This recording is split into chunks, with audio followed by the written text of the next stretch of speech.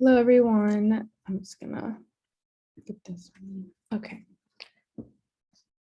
So for my presentation, I decided to do it on the French education system, and I'm going to compare it to the one we have here in America.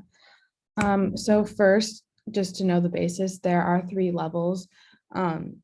There's within the French education system, but it does get split up into two when it comes to secondary, so I guess five, but just three if we're talking basics. So there's primary, secondary, and higher education. And there's also maternelle, which is like kindergarten, but that's kind of like optional in France. So like I said, here's primary. Like I said, there's maternelle, which children can be enrolled by the age of 3, but it's not required.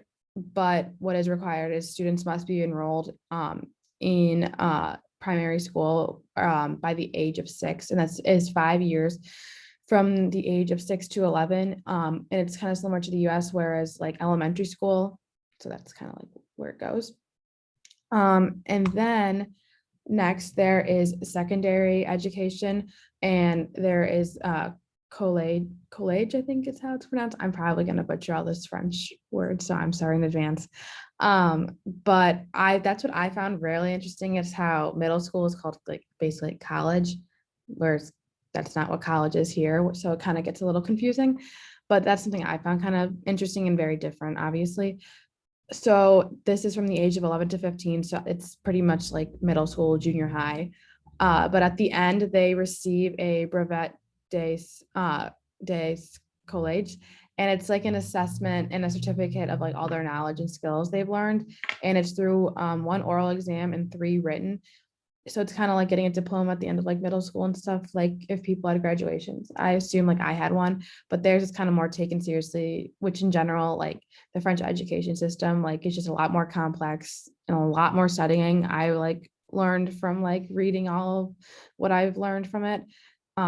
So yeah, they get that at the end in order to get into high school, which is then what they called, I think it's called lycée, which is high school. And we have 4 years, they have just 3 years of high school. And they take an exam to receive their BAC, which kind of gets them into whatever they want to do. And in a video I'm going to show you later, this girl that was an exchange student here in the States, she was from France. She'll go into that more of how basically they don't really get a choice of what they want to do in high school. They do, but they have to choose one section, and that's kind of how they go on, but we'll get into that later.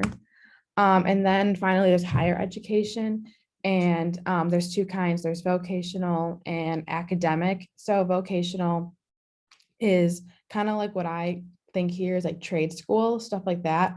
It's a 2-year, or like I guess like junior college kind of too. It's like 2 years only. It's a 2-year technologically oriented degrees.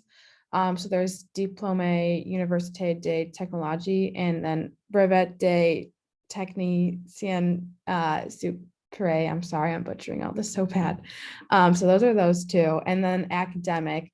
And there's 3 types. There's universities, grande écoles, and specialized schools.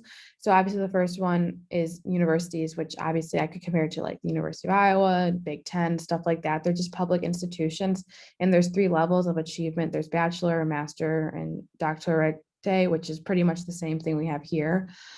So I would say that's like probably like the most similar. And then they have grandes écoles, which are more selective, like public and private institutions. So it's kind of like here, like private colleges. And they're specialized in stuff like music, not music, business, public administration, and engineering.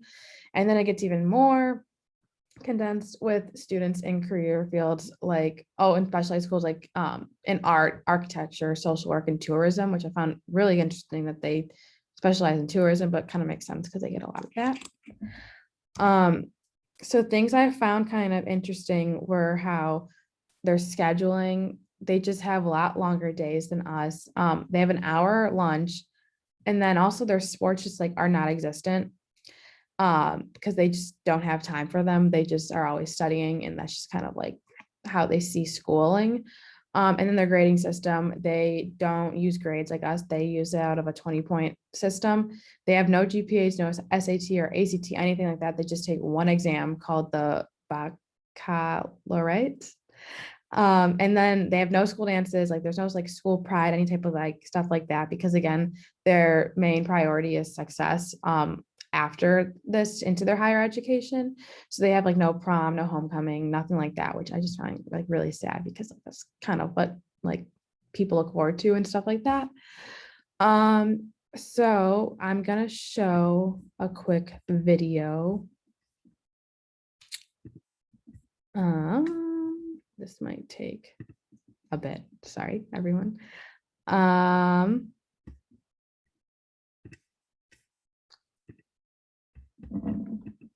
Okay, there we go.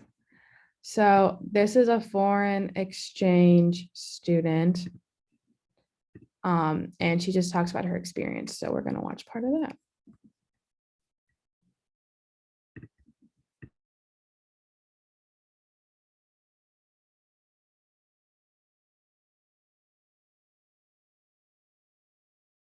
While in France, I'm doing my last year of middle school or junior high. So the first biggest difference is how long the days are.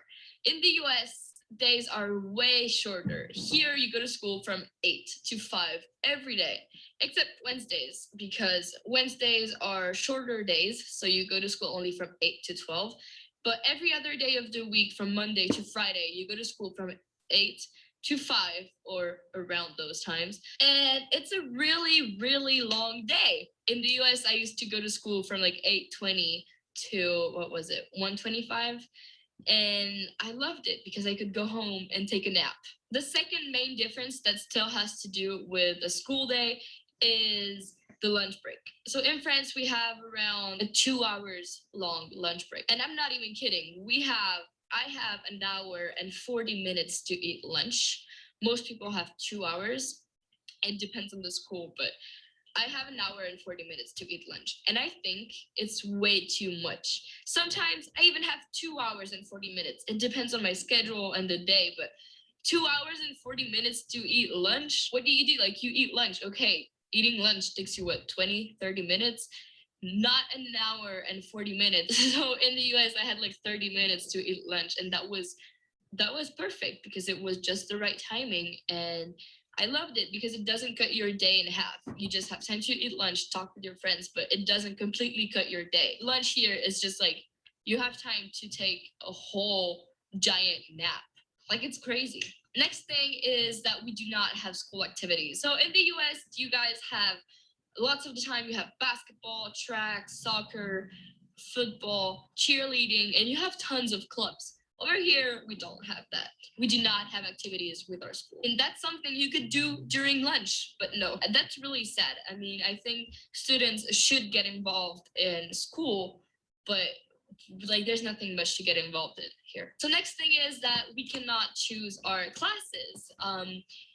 At the beginning of the year, how it works is that you're assigned to a group, so like usually 30 to 35 students, and you have to stick with that whole group for the whole year. You do not choose your classes. So when you get to high school, you have to choose between three options. There's more, but these are the like main ones. And you have to choose between scientific, economical, and what, social, I think it is, and then literature. You choose between those three sections and you have to stick with it throughout your whole high school. It basically determines your whole future, and I think that's kind of stupid because every section has its own classes, and you cannot like take like a literature class while you're studying scientifics. It's an example. It doesn't. Okay, so I'm gonna stop it there.